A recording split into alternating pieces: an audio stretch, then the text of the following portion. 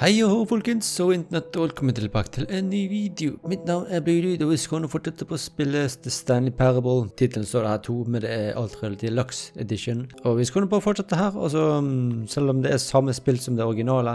This is the story of a man named Stanley. Tenk vi skal fortsette med The bøttespillet. confusion and the chaos all seemed to melt away as Stanley embraced the bucket. Ja, men tenk vi skal... Stanley clutched the bucket tightly to his chest and entered the door on his left. at vi går døren til høyre.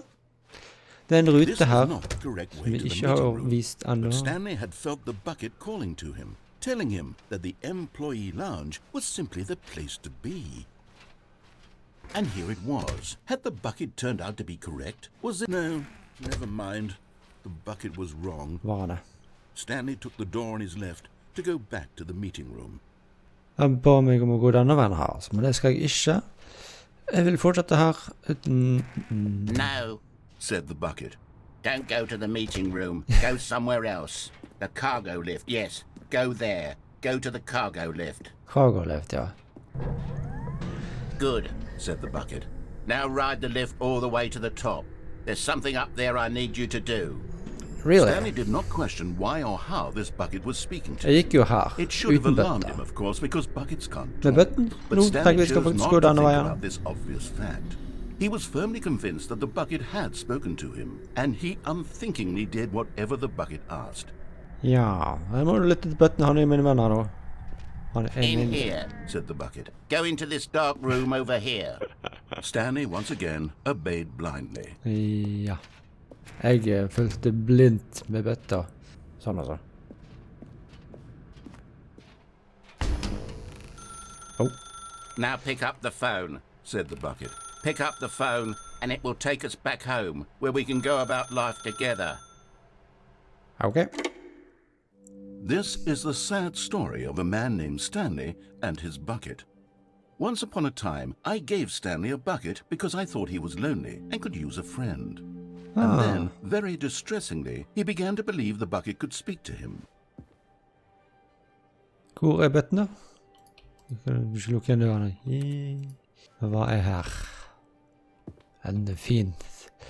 Det sånn leilighet jeg kunne tenkt å bo i. Sånn skikkelig lydplanke med Atmos-anlegg. Så kunne jeg chille her bare.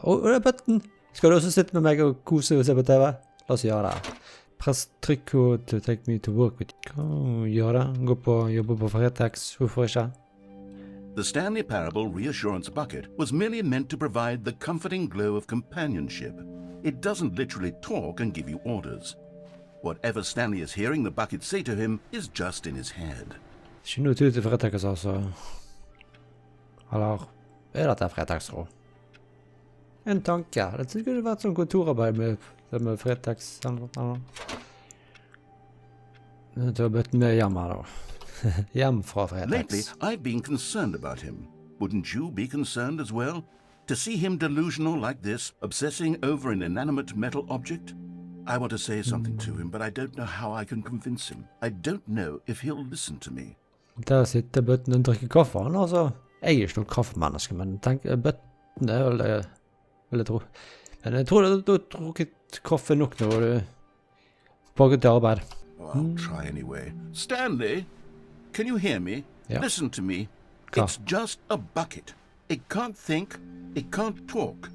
All it would ever truly do for you is effectively transfer a liquid from one location to a different location. That's it. It doesn't do anything else. Men han er jo min venn, han kan ikke bare gå vekk fra han da. Du, men han blir i hvert fall med meg hjem her da.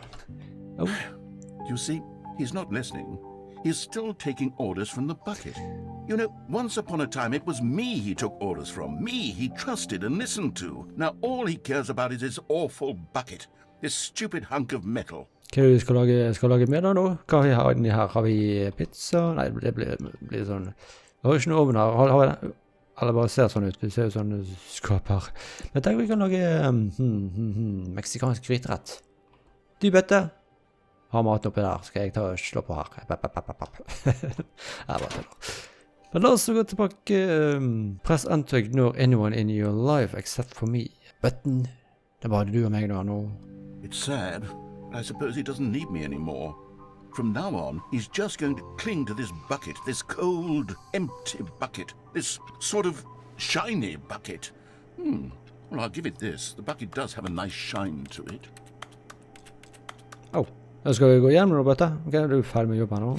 You believe I'm real, don't you, Stanley? Press set to go back home.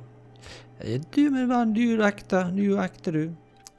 Yes, I suppose on closer inspection that it doesn't quite look like your average hardware store bucket. It's just a little more, what am I trying to say? Sturdier, more capable of transporting liquid. Like it would be better at moving an amount of water from one room to another. Ok, du meg bøtte. Hva skal vi se på? Skal vi se på The Office? Nei. Skal vi se på Game of Thrones? Jeg tror det er litt for voldsomt for deg, du. Hva med... Du, han er det. Vi kan se på Dex, jo. Du og meg koser oss med å se noe julereisen, for eksempel. Du har lyst til å se på Tacket. Ok, vi kan se på noen gamle klassikere. Det kan vi gjøre. Press P to relive the same day with me over and over. La oss gjøre det. Du og meg, Bette. Du og meg. Oh my God, what am I saying? Better at carrying water from room to room. It's a bucket. It's literally just a bucket. Det er ikke bare en Why bøtte. do I feel some need to point out the ways in which med it's følelser. so much more than just a regular bucket? Ok, hva har du meg, Bette? Du skal vi gå hjem? To go home to work, to home to work, to work. Ok. Oh no. I'm having feelings for the bucket. No.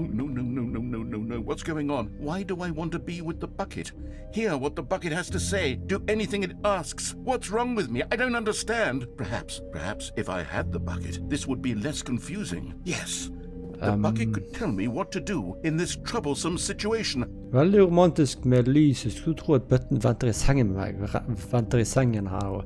Jeg tror ikke jeg har lyst til å bli så godt kjent med deg, bøtte. Oi, faktisk, du er der altså. Du, Bette, jeg kan ta venstre side, og du kan ta høyre side. Så snur vi oss på begge sider, så trenger ikke gjøre noe mer enn det, altså. Ok? Stanley, give me the bucket. Give it to me. Give me the bucket, Stanley. No. I need it. Give it to me now. Give it, or I'll... Back to work?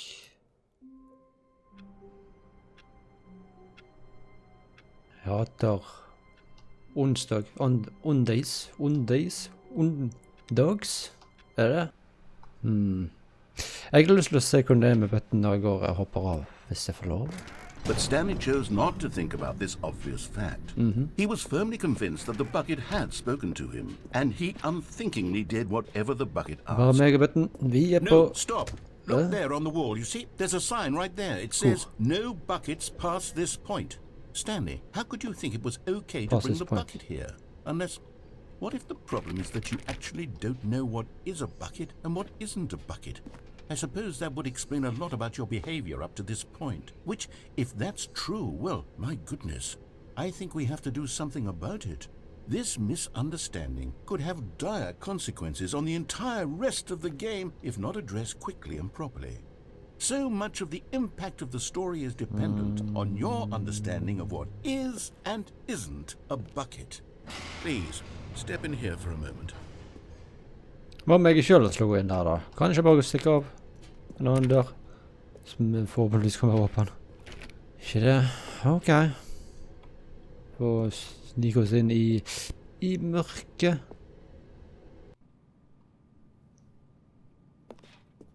Is this a bucket? Then, I'm going to run you through some test scenarios, and you'll tell me whether or not the thing I'm showing you is a bucket. Simple enough, right? This should tell us everything we'll ever need to know about what is or is not a bucket. Okay, let's begin. Bøtten på en sånn catwalk her nå. Item 1. Is this a Det er en sånn bucket? show. Ja, det er en bøtte, du. Incorrect. It is a hologram of a bucket, not an actual bucket. Oh, ok. Jeg får ikke lov å gå her. Item 2. Is this a bucket? Prøv å lure meg her nå, det er jo en bøtte. Jeg sier at det er en bøtte, så det er en bøtte. Incorrect. It is a 3D printed recreation of a bucket, not an actual bucket. Hvis det en rekreasjon av en bøtte, så det en bøtte. Hva du prøver å si? Item 3. Is this a bucket? Ja, det en bøtte. Correct.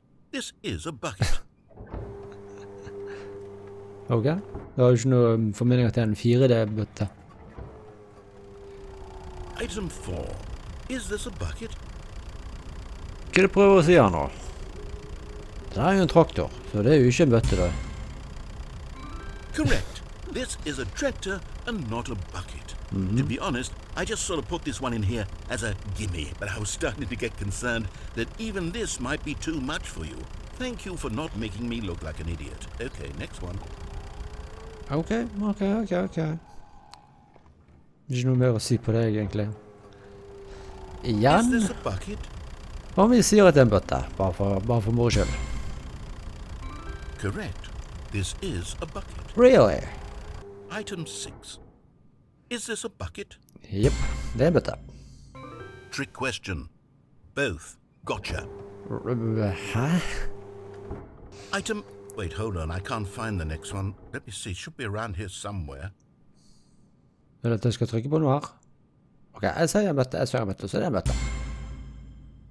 Okay, you and I both know there isn't anything here.